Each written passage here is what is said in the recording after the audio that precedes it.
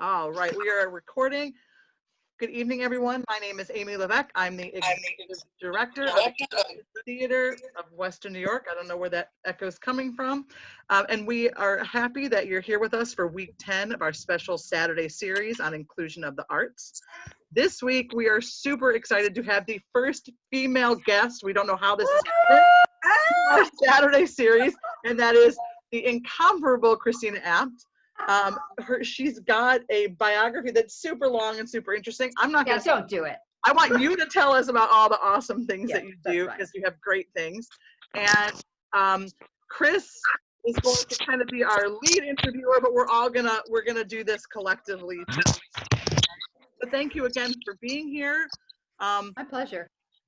And where do you want to start, Chris? I guess, why don't you start by if you can tell us a little bit about your background. I kind of looked up some of your stuff during the week and read some things and like that, but why don't you start just by offering, some of your background and what you've done. I sat down tonight and wrote it out because I was afraid that I would forget or not be accurate in the dates. And I don't want to get mired down in a lot of the, bio stuff and put everybody to sleep. But basically, from my earliest memories, I'm a storyteller. That's basically what it comes down to. I've done storytelling from the time I was a kid. We talked about this the other day with my grandkids. One of their friends told something about their family they probably shouldn't have said and got everybody in trouble. And I was like, yeah, that was me. I was the kid that told the inappropriate stories about whatever went on at home or in the classroom or whatever, and would get punished for it, but it didn't stop me. So my storytelling has taken the form of I guess the earliest ones were magazine interviews. My ex-husband and I had horses. It was his dream to have show horses, and we showed them around the country. And through that, I started doing profile interviews with different Morgan owners. The Morgan horses were the horses we had. And there were 3 national magazines that hired me. It started with one because there was a trainer who had trained and shown a horse to multiple world championships, and the horse died. So the magazine wanted to do a story about that trainer and about that horse. And he and I had gotten to be really good friends, and we wrote letters to each other. And he told the editor of the Morgan Horse magazine, I'll only do it if you hire Christina to do it. And that was how that started. And so I told him I ended up doing, really some pretty incredible people. Herbert Kohler, the head of Kohler Plumbing, the CFO of the Limited, which was in charge of Victoria's Secret, people who had national manufacturing positions. They were all horse owners. The man who helped to start Nutrisystem. I got to interview a lot of really interesting people because they owned horses, and that's how I got my way in. From there, I did newspaper columns.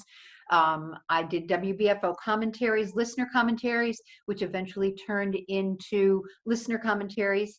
WBFO brought in 4 people to do 1 story a month as a listener commentary. And I was one of the 4, and I was the only woman. That's kind of a recurring theme, I guess. And so that was great fun. And then eventually WBFO, I don't know if you remember, but merged with WNED radio. And when that happened, they let go of reporters, but they found out they didn't have enough staff to do the reporting. So they had temporarily hired 4 of us. They hired Rich Kelman, Brian Meyer, Michael Moroziak, and me. And so for a couple of months, I got to be a real reporter, which was very fun. And then what else? And then I started my own talk radio show on WEC, which is Buffalo style. It was telling the good stories of our community, and did video stories of that as well. And then ended up doing morning drive time with WEC's morning guy, which was Tom Donahue. And so we worked together for a while. And then from there, I started writing books, and it just, I don't know, it just kept going and going. But that's there's a snippet for you. Yeah. So I have 4 books now. My 5th one's just coming out. And I'm traveling the country telling those stories. And I also did an interview project that took me a year, where I traveled the country and Ireland and interviewed people whose unique life wisdoms could give us some unique life wisdom. Well, I think one thing that I noticed in looking at your work, and I guess I'll start there, is that I'm sort of a storyteller too. I'm a United Methodist pastor by vocation. Oh, wow. And again, I often talk about tell your story. What's your story to tell? And another thing I noticed, though, combined with that, and when I was looking over your work, was kind of like, how your experience and how your relationships tend to shape who you are and who you become as you go. Sort of the interconnectedness of life and of people and things like that. And I hear that when you're talking about having people share their stories. And it's interesting because a couple of the people that you mentioned, I'm familiar with. I was a communications broadcasting major at Buff State. So Tom Donahue, and I worked at the Buffalo News in advertising sales with Brian Meyer, was there and stuff. So it's interesting. But back to where we are with inclusion in the arts, one thing that I think about a lot is how we can deepen those relationships, how we can expand to kind of widen the circle to make theater, make the arts, make life just more inclusive for people, no matter the bodies in which we live. And I'm wondering what you would say about that. Like, have you ever thought, like, when you're going around and telling the stories, you hear all these interesting stories of different people. How do you think we live in a world that kind of tends to be inclusive or exclusive and tends to silo? How do we break down those barriers? That's a really good question, and it's a really difficult task. I mean, I've been writing for 40 years, and I have never, now by choice, but in the beginning, I was never able to break into, there's definitely, when you talk about silos, there's definitely a silo of storytellers in, let's just for conversation's sake, let's just talk about Western New York, okay? Because the world has become a whole different ball of wax now with social media. But in Western New York, I have never been able to be on the inside of that silo of the storytellers, whether you're talking about news or whether you're talking about books or, just Buffalo Literary Center, however you want to, theater, any of those things. I've done it all, but I've done it because I wanted to do it more than they didn't want me, if that makes sense to you, right? Totally. So I would apply for jobs at the Buffalo News all the time. In fact, I was thinking today, I guess the best thing I would say is don't think you can't. Like, that's the best thing you can do, is not have that thought process of, oh, I could never, or they would never let me. Okay, maybe they won't let you in their little silo, but there's a whole world out there. You can find your own silo, and that's what I've done from the start, found my own path. I remember going to the news one day. I had to drop something off, and I just walked into Margaret Sullivan's office. Now, she wasn't the editor then, right, but she was still, up there in the art hierarchy. Sure. And I just walked in. I said, "Hi, I just wanted to meet you and say, I'm a woman and I'm trying to write." And she said, "You can't just walk in here like that." Now, that never occurred to me, right? Because she is part of the public domain. When you become a writer, especially in the news industry, you become part of the public domain. You're allowed a private life for sure, but she was in her office. She was highly offended that I did that. And I learned something that day to be more respectful. I wasn't being disrespectful. I was to her, but in my mind, it didn't seem that way to me. Right. But my point being that if you don't think you can't, then you can. What you can may not be what you think you wanted to get to or where you thought you could get to, but it will take you someplace that will help you achieve your goal. And that's probably the most meaningful piece of information. And it's very vague, but to continue, all right, so this interview project I did, I was turning 65 at the end of a year. And when my grandparents turned 65, pretty much they all died. And as I was heading into this year, where at the end of the year I'd be 65, I thought, if you've got any big dreams you want to accomplish, you might want to think about it, because your genealogy is short-lived here. So one thing I'd always wanted to do was get in the car and drive around the country and meet people, kind of Charles Kuralt style, right?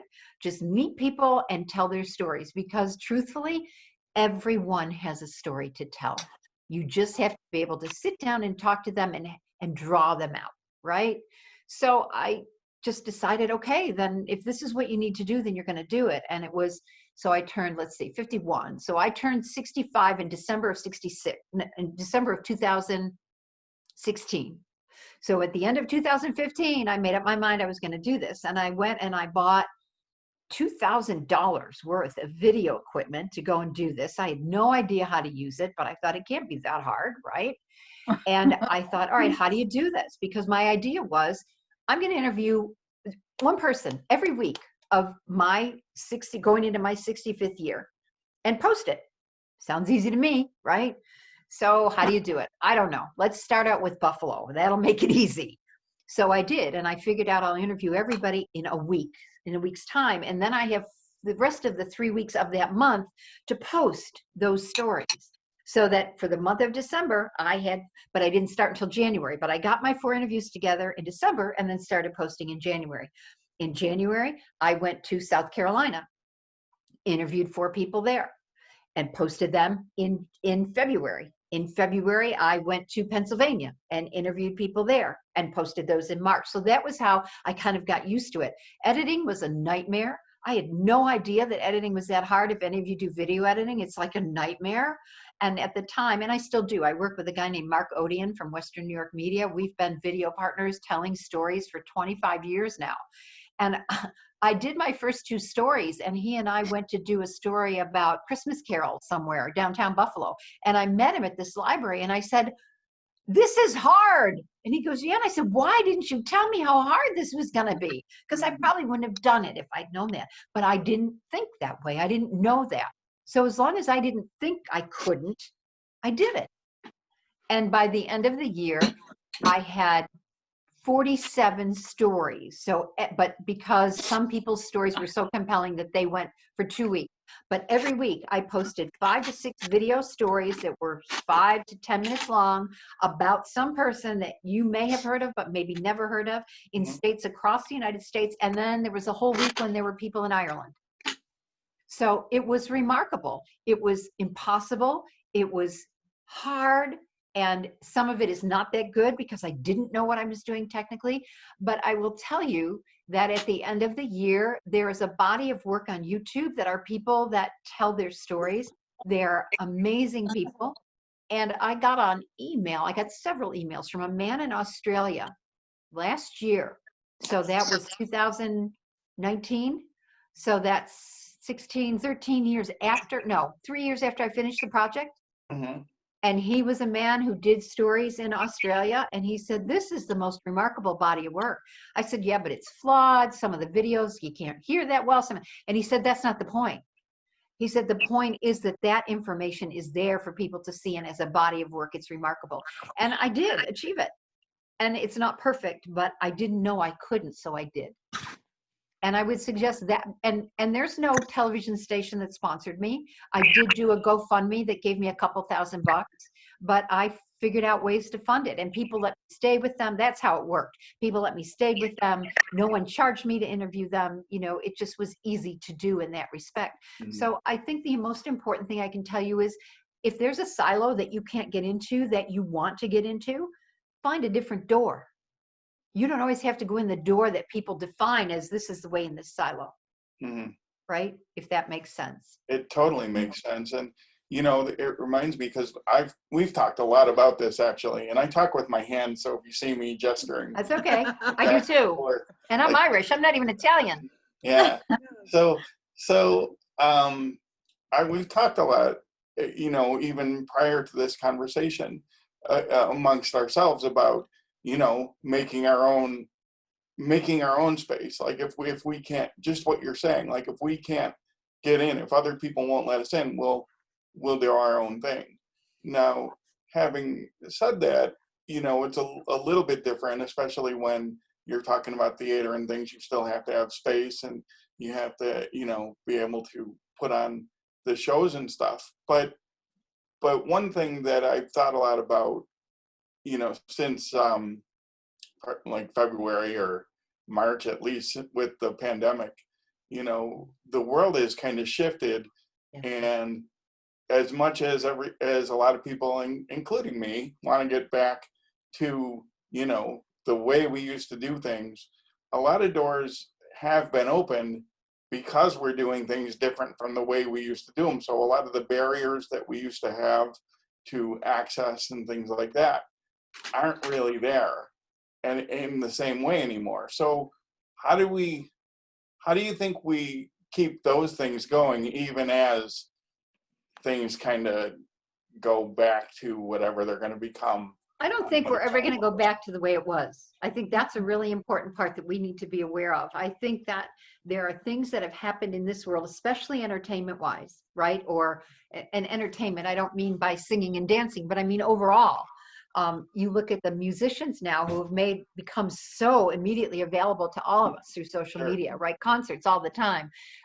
Not that they want to continue that way, but there's also readings. There are authors that are reading every day. Patrick Gordon from Star Trek reads every day, and Glennon Doyle comes on and reads from her Yep. book. There are also offices professionally in the bigger scheme of the corporate world. I firmly believe they're never going to go back to everybody has overhead in a structured building, and the only way you have conventions or business meetings are to fly everybody out to Vegas and spend all that money to do that. My daughter works for a company that has done events for a long time for big corporations. You know, they set it up, they do all this really expensive high-end Super Bowl, whatever stuff. And everything they do now is virtual. And the clients love it because they can spend the money on the event more than, or what the entertainment is, or the education is more than getting everybody to a place where they're paying for hotel rooms and everything else. The people love it because not only is it more efficient use of their time, but depending on what the subject is, like if it's entertainment, their families can be part of it as well. They're not separated from it. So all I'm suggesting by that is, don't be afraid or don't assume that when we do get past, level 4 of returning to whatever life is going to be, that it's going to be everything that we've known before. There's going to be new and inventive ways because that's the only way we've survived this to date. So I would suggest the more outside of the box you can get and the more creative you can get at reaching out and bringing the silo to you, right? If we talk about the world being in a series of silos, I think that is the hardest thing, is to find that synergy among those different silos and at a level that's more than just the 10 family members that come because they love you to your events, right? We're always trying to reach outside of that. And sometimes it's just as simple as continuing to reach out to people and tell them who you are and what you do. And it's a never-ending process. And it's something that is discouraging. But I think that because of the evolution of the COVID and the way we now interact, people are a little more willing to hear about organizations or groups or people that they didn't know before. So I would just suggest to start looking more and more for people and places and organizations that have synergy, and then reach out to them and say, look, this COVID isn't going to last forever, but this is what we do. And would you be interested? I don't know what your entertainment interests are, but I love a Netflix series called Frankie and Grace, and it's Jane Fonda and Lily Tomlin, right? It's great. It's been fun to watch. It's 4th or 5th season. And of course they can't do anything. So they did a staged reading, and it was just like this. It was Zoom with all their actors, and they read from their script. And millions of people tuned in. Now, I'm not suggesting that that would happen for you, but what I am suggesting is there are ways that you can still be entertaining even now with a more virtual format. And maybe it's live streaming what you do. That's what I was going to ask you too, is I don't know what are that some you do ways you that. think they might be? Live streaming, because that can go around the world. And then, of course, as Amy does with tonight, what we do, you're recording it and then you'll put it on YouTube. But the thing that we don't do more often than not is we don't then connect the dots. We do all this work, we put it out there on the internet and then say, okay, find us. And you can't. You have to build audience. And that means every single one of you have to be online looking for people who might be interested, and then connecting them, asking them to like the Inclusive Theater of Western New York, creating content on your Facebook page or your Twitter page or Instagram that would be engaging to them. Those are all things that a lot of time, and it takes time to build up that kind of a network. Unless you get lucky, some cool thing happens, it goes, virtual. Right. But those are things that you can't control. You never know what people are going to like. So would that be your advice, like as far as how do you build those connections? How do you build your audience? How do you reach more people? Or I sense that you're just saying, it's slow work. It's one person at a time. You reach out one and then another and then another. It's not necessarily that minute, but it means every one of you doing something, right? So you're a minister. Do you ever talk about what you do in church? Do you ever encourage people to become engaged with what you're doing? And if not, then do that. And think about ways to promote, give away tickets, do something where people, you give them a ticket, most people will go to something free. Start partnering with organizations in the city that, and I know you've got to make money, I get that, but maybe take 10 tickets out of every production and give them to some organization and ask them to bring people in and then give you reviews. Part of the deal is if we give you this ticket, you have to go online and talk about us and tag us and give us a review. Things like that. You've got to start to think about ways to engage people so that they care about who you are and what you're doing. And people only care about something that makes them happy or that impacts them. Until you impact my life, I don't know who you are or care about you. I'm trying to remember, Amy, Mark and I came and did that video, and I don't even know how we got started. When you were first starting up with Ujima. Yeah. So I can't even remember how we connected. Oh, maybe Jen. It was probably Jen. Maybe. And I think I had my radio show at the time and was trying to tell good stories about Buffalo. Yes. And so I saw this and went, this is very cool. And we did. And we came and did a video, and we've continued to stay connected from then. You came to talk to my students, which was also super cool. Right. But you need to find a way to make people want you. And why does anybody want to know you or any of us? Because there's something about us that's appealing. Well, and how can you appeal? Right now we're running a Show Us Your Monologues contest. And we have people submitting their personal monologues of 1 to 2 minutes. And then we're uploading them on YouTube to be, people can thumb up and like them. And the winner gets $50. Wow. Now, how come I don't know about this? I don't know. It's like everywhere. And we have a whole bunch of, people that we are new to inclusive theater, and tomorrow's the deadline, but maybe we should extend it by a week and get some more voice out there. But we've received probably close to 10 of them, which has been super fun. Do you do press or media at all? We do. Typically Jen does that. So I'm not sure what she's touched on this time around, but. Right. Because it does matter. That's the other thing. If you are trying to get into some of those silos, especially media, the people who have a bigger voice than we have independently, media and PR is something I do. I have clients, and that's part of one of my specialties. And if you can start to cultivate relationships with people in the media, that will be incredibly helpful to you.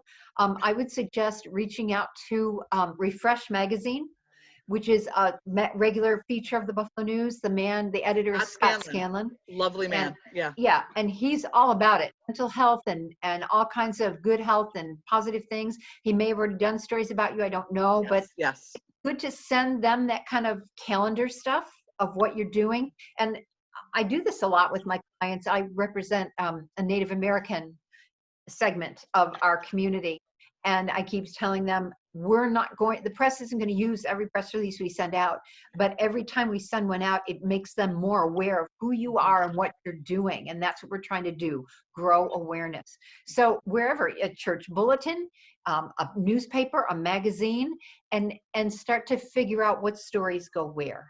There are different reporters that report on different things. And again, there's so many ways that you can build a knowledge base of who you are. And some of them are nuts and bolts, like media and PR and that kind of a grinded out job. But some of them are making connections with people. And if you have something that you can give away, try it, like tickets. Well, I've got to tell you, the ASI interview that was just recently done was absolutely beautiful. And because of the pandemic, it's kind of been one of those quiet interviews, but I think it's one of the best ones that has been out there about inclusive. and what we do and how we're continuing through the pandemic to, you know, perform, to be in touch with one another. And, you know, we had stuff earlier on, you know, when there's a lot of people that aren't worried about the chaos, right, that's happening around us. It got a lot of run, but this one was really, it was kind of sad. Like I really hoped for more because it was so good. Did you send it out to the media and send them links? Yes, and they did, ASI did as well. So it was just one of those weird timing things. I would try again. I would try again. This would have been Mental Health Month, you know, like try to find a hook, because again, media is always looking for a story about whatever month or week or day it is. And if you can help them, that's the biggest thing. If you can help the media person make it easier for them to tell the story, they're going to remember you and like you. And the next time you bring them something, they're going to be grateful and say, oh, I remember, you helped me out. So yeah, okay, I'll tell your story again. Yeah. You know, it's like anything else. You scratch my back, I'll scratch yours. Right. I don't know if that answered your question, Chris. I think it's a really good point. Including and again, I've done some stuff in media and whatever, in the sort of in the other side, like in advertising and stuff. But I knew some of those guys, especially because I was in seminary at the time, so I knew Jay Tokaz at the news and stuff like that. And I know what you mean about, you know, it's this month, it's this time. Right. They're looking for a story. Hey, here's a story here that I can tell. So now I don't have to figure out what the story is. Right. Now I just have to be able to. And if you give them a good press release and serve it up on a platter where they've got quotes, and you give them people to talk to for you know, live quotes, they're so happy, and you can't blame them, because especially now they've all been cut back. They don't have time. There's no time to research. There's no time to do anything other than slam it together and get it on air and then go to the next one. So anything you can do to make that good for them is very helpful. The other thing, Amy, I don't know, but you know, as we come out of this COVID thing, the problem right now is, and while it's a wonderful thing that everybody is now online telling their stories and there's lots of opportunities, it's also an overwhelming amount of content. Mm-hmm. So a lot of things are Yes. getting just ignored, because you can only, who are you going to watch? James Taylor or me? Yeah. I'd You're gonna watch you. James. No, you're going to watch James Taylor, right? So this is going to continue for a while, especially now, the riots, you know, and then the elections, and we've got the primaries, and there's so many things that are going to demand people's attention. At the same time, there's a large contingency of our world that wants something else. Yeah. So your job is to figure out, okay, how do I deliver that to them? How do I deliver that to them? So maybe you could do, and I know that this is part of it, but Amy, I don't know, but maybe there could be a weekly Wednesday night entertainment where one of the people of the Inclusive Theater of Western New York could do a song, could do a reading. I don't know. I'm just trying to think of ways for you to reach out. It's not hard, you know, it doesn't take much time, and you don't have to have a set or a stage, but you just start to build audience. I don't know. You know, it's an impossible thing to know. You just keep hitting the balls until something goes out of the park. You know what? It's funny too, because like Amy mentioned the show us your monologues thing, and I put one up, and it was great. Gary Earl Ross, who we had on a few weeks ago, commented on mine, and I was like, ooh, I was all giddy. I was really excited. I was like, oh my gosh, I can't believe, like, you know, hooray! And so it's a cool thing too, you know. It's something. So you should then go back. So here's what you do: you take your monologue, you put it on the inclusive page, and you should ask Gary first, please, can I share your comment, whatever he said. Then you repost your monologue on the inclusive webpage, and you say, Gary Earl Ross loved this. Put in the quote, tag his name, so that everybody on his page sees it, and everybody who knows him sees it, and they're going to go, oh, I wonder what this is, and they're going to look at it. Like, use every little morsel that you get, right? I never thought of that. Right. So, and think about people who have a big audience like that. Like, I have 2,000 people, 20, whatever. And Western New York Media has 7,000. Between the two of us, we have like 10,000 people. If I know something that I need to make sure people hear about, I'll put it on my page. I'll back tag them so it goes back to them. Like, I tagged Inclusive Theater every time I posted something this week. And then if it's really something that Western New York Media can be a very controversial page, so I'm careful not to post on there too much. But if it's something that's really community minded, I'll put it on there because they have that segment of their audience as well. Boom, 10,000 people, right? So think about every time someone connects with you, Go look at their page and see how many people are on there. That's what you need to care about. And I'm being brutally business honest here. If they've got 50 people, I don't care. If they've got 2,000 people or more, yeah, I want my stuff on their page because they can help grow my audience. Right. Mm. Can I selfishly nudge in another direction? Sure, well, I don't care. Total Party, girlfriend. Total selfishness. Because, okay, so I've been lucky enough to read all your stuff, but the one that I, kind of more near and dear to my heart is Beauty and Grace. And that is simply because of a million things, but the connection to institutionalization. Now, there was a massive story not too long ago about people uncovering suitcases of people who had been institutionalized, and inside these cases were the things that they were allowed to bring to the institution.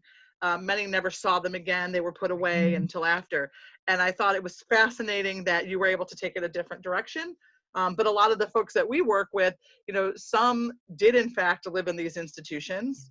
Luckily, people like Jess and Heather, who is on here, did not live during a time of institutionalization, which we're grateful for. They know about it, but that wasn't their thing. But I loved the story. I loved what you did with it. And I wonder if you would talk a little bit about your experience, because I know you went someplace to go visit, and I would love to hear a little bit more. Okay, so Beauty and Grace, if you're not familiar with it, it's a book based on a story that was given to me by a woman who is an author in Eden. Her name is Mary Jo Hodge. Mary Jo, in her, almost all authors, unless you're, Stephen King, you work for your real money and you write for your passion. And her, Mary Jo's real job was as a supervisor of nurses back in the 1960s and 70s for New York State. And in that job, she had to go to wherever she was assigned and meet with the nurses and make sure that they were doing their jobs and make sure that they had whatever they needed to be able to do their jobs. One of the places that she was assigned to in her career was Gowanda, which now is a prison-related facility, but at the time was an insane asylum, a mental institution, whatever you want to call it. There were many names. Asylum for the criminally insane. I mean, you name it, there were all kinds of names for it. But anyway, she told me that when she went to Gowanda for the first time to meet with these nurses, she sat down with them, and there were nurses there who'd been there for 20 years or longer. So career people in asylum. And they told her that they were taking care of women who were immigrants, who had come to the United States unmarried and not looking for a man to marry when they arrived. So they had their own dreams and reasons for coming. But when they went through Ellis Island and told immigration officials that story, some of them were immediately on the spot institutionalized, as they were deemed as financial liabilities because they were not going to be with a man. And because of that, they came unmarried, without a man. They probably didn't tell anyone when they left home, because this was the early 20th century and women were not really allowed to do those things. So more than likely they left home without telling anyone, and there was no one looking for them when they got here. So when they were institutionalized and put into these asylums, there was no one on the outside looking for them or trying to figure out where they were, what happened to them. So as a result, they fell through the cracks. And that's why 50 years later, these women were still in these insane asylums, still of sound body and mind, but trapped, right? So that was the true story that Mary Jo told me. I spent the next 2 years trying to research and validate. I could not find the exact story that she told. She did. I went back to her and asked for the names of nurses that she remembered. She gave them to me. 2 were dead. One was had dementia or Alzheimer's, could not speak to me. And the 4th one, her son was kind of her gatekeeper, and he did not want his mother speaking to me. I'm sure that working in that insane asylum and New York State strict code probably made him feel very uncomfortable about anybody from a media perspective talking to his mother. So I never got to talk to her. At the same time, Mary Jo gave me 4 names. They were clearly nurses who worked there, and it was enough to validate it for me that it did happen. I then ran into, and I'm not going to think of her name, Amy, but she's a woman in theater, I went online on Facebook and asked if anybody could help me research. And a woman came and helped me and gave me the names of the 4 nurses so I could contact them, the numbers. And then she came back and she said, have you ever heard of this book? And the book was called The Lives They Left Behind, which is the book you talked about, Amy. And it's written by Darby Penny, along with 2 other people. One was a historian. Darby's a historian. There was another person, and then there was a photojournalist, a woman. And so these insane asylums were heinous for the most part. And in the 1950s, the United States started to realize that. The stories coming out were so compelling that they decided they needed to do something. They started working through that. And in 1978, the United States passed the Deinstitutionalization Act. And what that meant was, in their infinite wisdom, they decided that these people who were trapped inside these asylums with poor health care, poor mental care, and really abusive treatment needed to be out of there. But the United States government's ideal was to open the doors and say, there you go, have at it. We're setting you free. Aren't we wonderful? No, However, again, these people had been locked away for anywhere from 10 to 50 years. And if you stop and think, we're talking about from 1920s to 1970s. Think of the changes. Think of the technology changes, televisions, right? Cars, cities grew up, the urban areas got incredibly crowded. There was traffic, there was noise, there was all kinds of stimulation. And these people have been locked away in asylums where there were no windows. They weren't allowed to be outside. They had no calendars. They had no concept of what had happened in the time they've been locked away. And all of a sudden somebody opens the doors and say, there you go. It was overwhelming. They were not ready for it. They weren't prepared for it. And so as a result, after this happened, we went into one of the highest crime, drug, alcohol, homeless rates in the nation at the time, in that history, frame of history. So it was really compelling and it was very sad. And people were treated, again, less than human. So, I did 2 years of research and learned all this. This woman came and showed me this book. I'd never heard of it. When I started reading through it, it was incredibly compelling, although what they ended up finding was when deinstitutionalization came, no one knew what it meant. Yep. Again, the government said, here's what we're going to do, and this is what you have to do, but no one knew how to do it. There was an asylum about 2 hours south of here called the Willard Asylum for the Mentally Insane. That name pretty much indicates how patients were treated there. It was not one of the better facilities. It was also incredibly isolated, which most of them were, so that if anybody got out the door, there was no place to go. There was no way to get anywhere. They were in rural areas. There was no transportation or anything like that. So Willard comes to deinstitutionalization. They don't have anybody left, but it's like, we don't really know, what do we do? We've got this whole big asylum. It's huge. It's massive. It's as big, if not bigger than Richardson. So they got the nurses and staff and people together and started going through and trying to figure out what to do with everything and how to close it down. And one of the nurses said, I remember when people came in here, they had suitcases and that they were taken away immediately. No one was allowed to keep their suitcase. And someone said, well, what happened to them? And she said, I don't know. They were put upstairs in the attic. So now Willard had 55,000 people that were institutionalized there, and half of them died while they were there. So this woman leads everybody upstairs and they go into this attic, and there are over 400 suitcases that were taken away and just thrown upstairs and completely forgotten. So they went back to the state officials and said, this is what we found. And the state said, yeah, take 20 and get rid of the rest. This is way too much to deal with. We just need to shut it down. Fortunately, Darby Penny and the people she was working with were more kind. They were kinder, more compassionate than that. So they collected them all and put them in trucks and put them in storage again, but this time with the knowledge that they existed. And so New York State finally gave them permission to tell the stories, I believe, of 10 of the people. They were allowed to select 10 suitcases. They opened them, they took pictures, they displayed everything that was in them beautifully and took pictures, and then were allowed to tell the name of the person the suitcase belonged to and their story. So that was a pretty compelling book to me, although it's very historical. It's not that heart-wrenching, I'm not a historian by any terms, by any means of that term. I'm going to grab your heart and twist it around and make you cry before I'm done, writer, right? Or make you laugh, whatever that emotion I'm looking to get from you.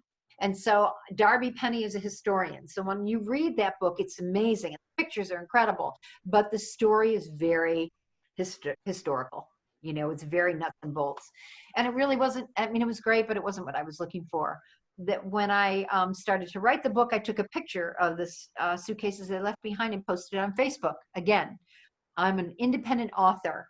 I'll post my underwear on Facebook if it means people will pick up my books and read them, right? So I posted this book and said, "So the journey begins." Immediately, I got an email, and I just can't think who it is, but it's a woman in theater in Western New York. And she said, "What are you doing?" And I told her what I was doing. And she said, "You're not going to believe this, but I just opened a play based on that book at the Apple Tree Mall. You need to come and see it, because I've got stories more than were in that book, because I have people in my cast who had people who were locked away in their family, and they've brought their stories to this performance." So, you know, within a very short period of weeks of me starting, I had probably a half a dozen things like that happen where people came and said, "I can help you. I can tell you. I know information you need to know." And at 2 years later, you know, I thought it was going to be 15 chapters. The first 10 chapters, you'd meet 10 people, fictional characters. I based it all on truth, but made them fictional characters that you would meet. And then in the last 5 chapters of the book, they'd be deinstitutionalized, and boom, done.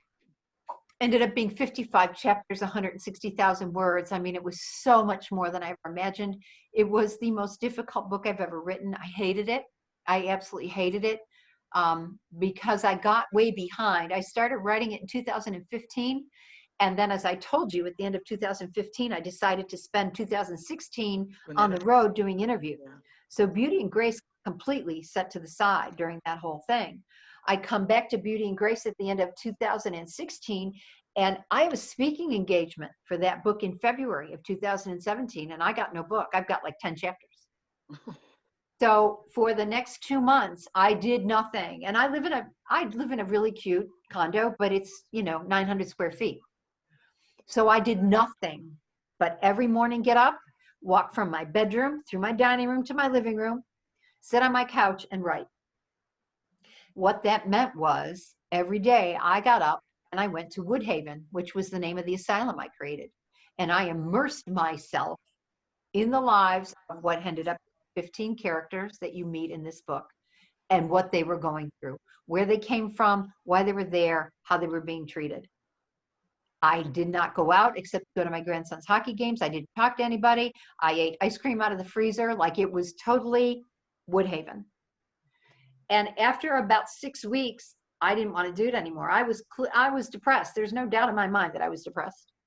And so I woke up one morning and I remember just I'm not getting up. I don't want to do this anymore. And I went to Facebook and I wrote, "I don't want to do this anymore." And no one knew the context. I just needed to be able to say that somehow publicly, because I was so unhappy. And as I sat there, I'm sure you all do, but I have this inner voice, right? Conscience, you call it what you want, but I have this inner voice, and I was sitting there having a big pity party for myself, saying, "Oh, I don't want to do this book anymore." And all of a sudden this voice said, "You know what? Instead of feeling sorry for yourself, this is what you need to understand." And all of a sudden, this whole scenario came from my mind in front of me. And basically it was, these are people who are locked away in a place where there are no clocks. They don't know not only what time it is, they don't know what day it is. They don't know what month or year it is. They don't know how long they've been locked away. They don't know how old they are. There is no way to mark the passage of time. They're not given windows or doors. They don't go outside. They don't know what season is. Christmas, Valentine's, any of the things that we use to mark and track our lives have been totally taken away from these people, some of whom are only there because they weren't married. some of whom are only there because the Depression came along and the United States built poorhouses for the people who lost everything. And the poorhouses became so overpopulated that they had to move people on somewhere. So where did they move them? Insane asylums. These are people who haven't seen their families and don't even know if they're still alive. But then out of all of this, as all of this is like raining down on me and making more fully aware of why this story matters, this was the most stunning part to me. Where these people are locked away, there are no mirrors. No mirrors. How many times a day do you look in a mirror? 5, 10, 20 times. How's my hair? Right now in COVID, where none of us are happy, right? How are the wrinkles? Do I have a zit? Are my teeth shiny enough? Or the one that all of us do at some point in our lives, we're walking by a mirror to the side and we take a quick look and go, oh my God, I'm my mother, right? Mirrors matter. Not about being vain. It's just about a reflection. We define who we are by what we see in that mirror. These people had no way to see themselves, some of them for 50 years. Can you imagine? Like I was 18, I would have been 18 the last time I looked at myself in a mirror. Yeah. And it was at that point that I understood what these people had gone through and that they deserved a voice. And that was my responsibility. I had promised Mary Jo I would tell this story, and these people deserved that voice. And so that day, I wrote a story about one of the patients is a woman called Tegan. You meet her right at the start. She's an Irish girl. She comes from Queenston, County Cork. She's 16 when you meet her. So she's now, 16, 66, 67, 68 years old. And that day, somewhere, and I can't remember where, because again, this book is 2 years old, and I got a mind like a sieve, but somewhere she saw her reflection that day that I wrote that chapter. And when she did, she didn't see herself. She saw her mother. And she stopped and she looked and she reached out and went, ma'am, the Irish word for mother, right? And she wanted to touch her. And then she realized it was herself. And that was it. From that point on, the book became a gift. A book became a really important part of what I was supposed to do as a storyteller. And this is not my bailiwick. I am not this kind of writer, but I'm very grateful that God and the spirits in the universe, pick your choice, brought it to me, and I had that opportunity to tell the story. It's taken me across this country and brought me to, I did a theater presentation in Manhattan. I presented it to the South Dakota Women's Prison Book Club, the first women's prison book club in the United States. I mean, it's just been a compelling, really meaningful journey. It's beautiful. It's absolutely beautiful. Well, we have like less than 10 minutes left. So Chris, if you have something, I know like we just go like all over. Sorry. No, I love it because, well, that was selfishly. I have to read. Yeah, I know. It's like, but it's so beautiful because like I think of after you told that, I mean. Yeah. Because I mean, Christina, you got emotional. You're emotional just from telling the story, and you say, "I'm the kind of writer who's gonna make you cry or whatever." But you really are the kind of writer who's gonna make you cry. You're making me cry telling the story. Yeah. Well, I think for me with this story was how close. Yes, there were these situations. That I remember reading about the caretaker who.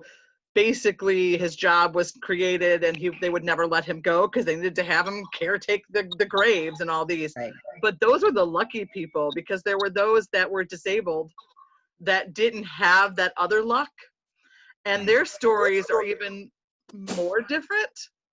And I hope that, I mean, this is stuff we talk about all the time in our writing groups that we have and giving that voice to those that don't have it. And that's another set of voices in those institutions. So I'm always fascinated with that. And I appreciate that you opened that door. I think the really important thing, Amy, is if you're going to write those stories and it takes You have to be willing to open yourself and allow the voice and the experience that you've had in your own world and assign that to your characters and allow them to tell your story that way. And if you're not willing to do that, then you're not going to reach out and grab that person, make them cry, make them laugh, whatever it is you want to do. And I don't know, again, I don't know where I've been given that gift. Joanne Falletta and I have interviewed a number of times. And the last time we interviewed, she said to me, you know, I don't know what it is about you, but you make me tell you things that I've never told anyone else. That's what you have to do. If you're going to write a play, a short story, a reading, do these monologues, whatever it is, and funny, sad, doesn't matter. You have got to allow yourself to like flay that middle and open it right up. Because without that, I don't relate to you. It's that simple. I don't know if you saw. Whoa. Whoa. A few new people have come in. Hi, Marie. Just want to stop so you can say hello. And that was Lisa making all that noise. Be on mute.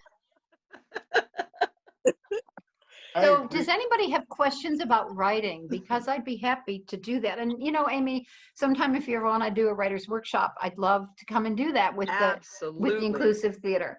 Absolutely. And we could do some writing and you know, work through those things. I have a question about writing, if I Sure. could. Do you write every day? Do you schedule it? Do you? I know. She laughed. And I write. It's So the here's hardest thing for me. If I sit down at a scheduled time, I can't come up with something. It's usually I'll be in the shower or driving, and that's when things start to flow. And if I can get to some place soon after that, once the flow is going, it just comes out, you know. But if I try to force it, it doesn't work for me. okay. So here's what I'm going to tell you. People think that writing is this romantically magical, you know, as I'm inspired and then I sit down and it pours out of me. No, that is just not true. And if you want to know more about it, I would suggest you get a book called Bird by Bird by an incredible writer named Anne Lamott. I'm sure you've all heard of her. And the Bird by Bird title comes from her father. Anne Lamott and her brother had homework to do. And her brother had a project on birds that he had to do. And of course, like all of us at that age, they were kids, he'd waited until the night before it was due to do it, right? And so he was at the table and his father was there and he said, what are you doing? He said, I got this whole project to do and I only have tonight to do it and I'm never going to get it done. And the father said, well, you're not going to get it done doing that. He said, get your paper, get your pencils, and sit down. And he said, and then what I'm going to do? And he said, and then you're going to get it done bird by bird, right? Mm-hmm. So I will tell you, and what she goes on to tell you, and it's advice that I have valued from the first day I read it. I'm grateful my daughter, who's with us here tonight, advised me to read that book. Anne Lamott is a brilliant writer, and she's a compassionate, deeply caring person. And what she writes in that book are two things that every writer needs to know and understand. The first thing is there are two main steps to writing. The first one is butt in the chair, ass in the chair, pick your word, right? I hear what you say about, you know, I'm inspired and then I can't get back. No, writing is not a magical romantic thing. It's a process. And it's a process that you have to discipline yourself to do. If I didn't have discipline, Beauty and Grace would never have happened. The discipline is what gets you to write the book, the chapters, the characters. The creative process comes when you go back to edit and start to really make the story. But if you don't say, okay, every day from 6 to 7, you know, you pick your time. No matter what else, like the world can end, but I'm going to sit. And I will tell you, it's incredibly important to create, Marilyn, to create a space. And it's your space to write. Nothing else happens in that space.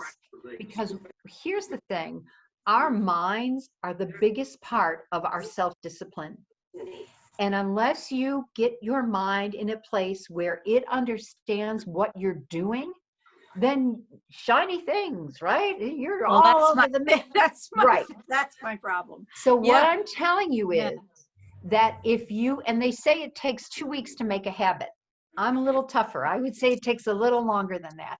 But I would say to you, find a place, and I don't know where you are right now, but it looks like a room where you're very comfortable. But carve out a space. Nothing else happens in that space but writing. Okay. Every day, you go to that space for at least 10 minutes to start with. I understand that to carve out an hour is a lot. Go to that space. Nothing else happens there but writing. And I don't care if the only thing you write is your name. But if you continue to do that every day and do it for 2 to 3 weeks and start writing, I don't care what it is, just start writing. Just let the words come out. And as you do that, by the time you get to week 3 and 4, your mind is going to say, oh, I know what we're supposed to do here. We're supposed to write. And all of a sudden, what became something that was so challenging and impossible starts to become a routine. And once we have a routine and our mind understands the routine, we start to be able to give and do what we want to do. Okay, so that's the first thing, ask in the chair. Yeah, yeah. The That's second helpful. thing that Anne Lamott tells us about, and again, these are her words, so please excuse me, Reverend, this isn't meant to be offensive to you, but shitty first drafts, right? Mhm. No one writes a good first draft. In fact, anytime I write, anytime anybody writes, more than likely, at least the first paragraph is never going to see the light of day. But you've got to get started. So just write.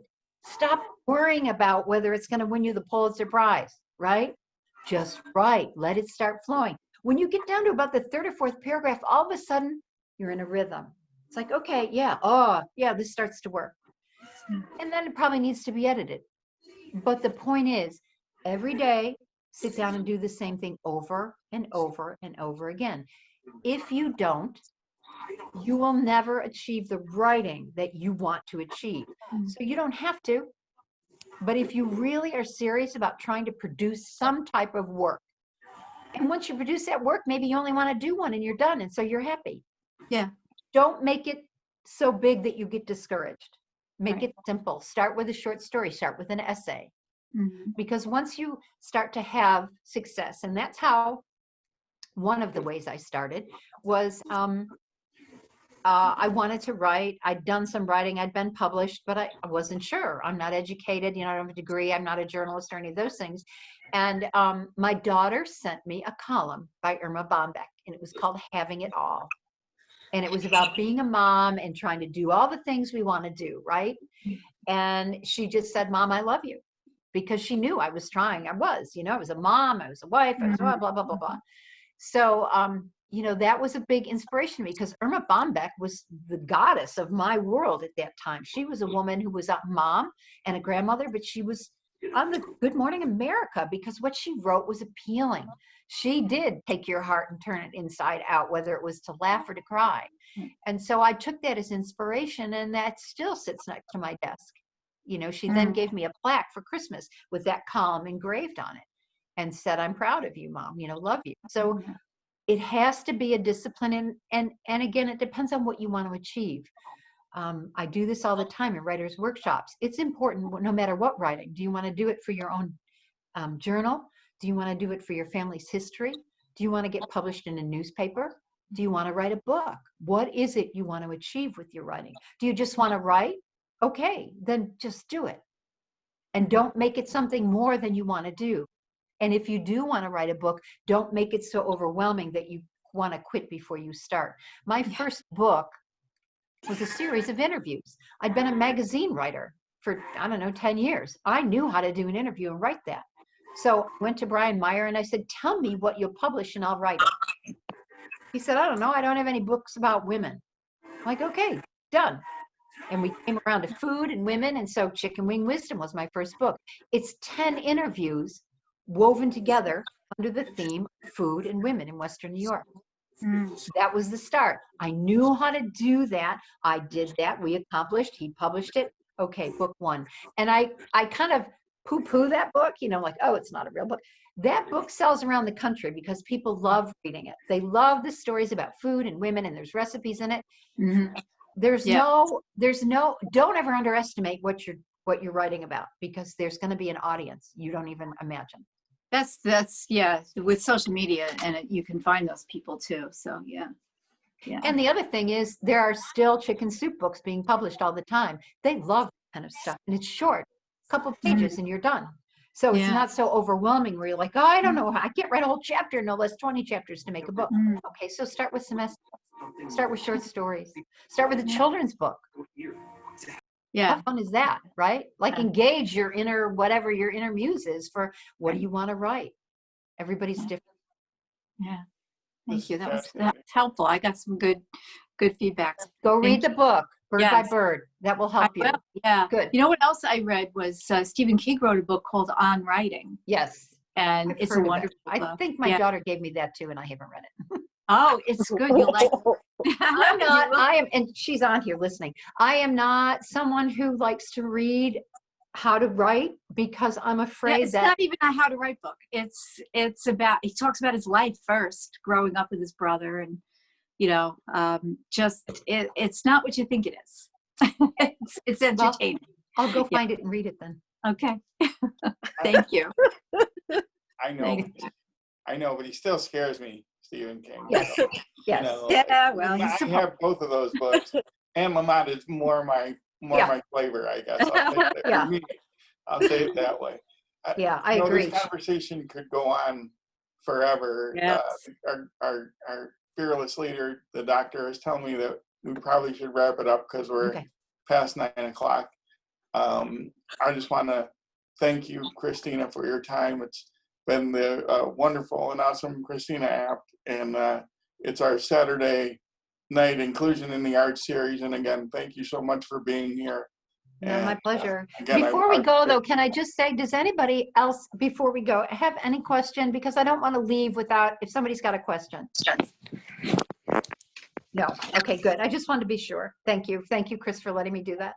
I wish we had more. I have so many questions, but we'll be here all night. Well, we'll do it again. How's All that? right. And I love the good. writing group idea. I mean, we've been talking about bringing that back up even online while Yeah. we're in the quarantine, and I think we should do it and have a conversation about it.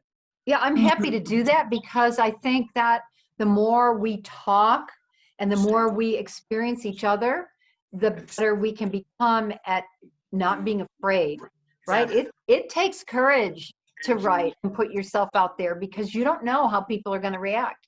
And you are exposing yourself as fully as you can if you truly write. And to do that and then wait to see how people are going to take it. And if they don't like it, that's like, whoa. But you have to have faith and courage in who you are and finding your voice. They talk about that all the time. So it's got to be, this is what I'm writing. And if they don't like it, then I can't change it, because this is going to be my voice to the world. And that's what you have to define. What is your voice to the world? Mm-hmm. Amy, I don't know where you, there you are. Okay. I'm here. I swear I'm here. I'm here. I'm here. Okay, good. Well, thank you again for this invitation. It was my pleasure to be able to talk about writing. We're so happy to have you. And like Chris said, I mean, we could sit here and talk all night. You're so inspiring, and the work you do is wonderful. And thank you for giving us your time. Really appreciate it. Anytime. Thank you so much. Yeah, what a fast hour. It was. Yeah, fast I looked hour. up, it was 8:50 already. I'm like, how is that possible? I know, I still have half a glass of wine here. Thank you, everybody. Thank you so much. Thank you so much. And thank you for everybody for being here. Everyone. Yes, thank you for coming. Yeah. Yeah, All right. thank you. Have a good Sunday tomorrow. All right. You You too. too. Stay safe. You too. You too. Bye. Bye-bye.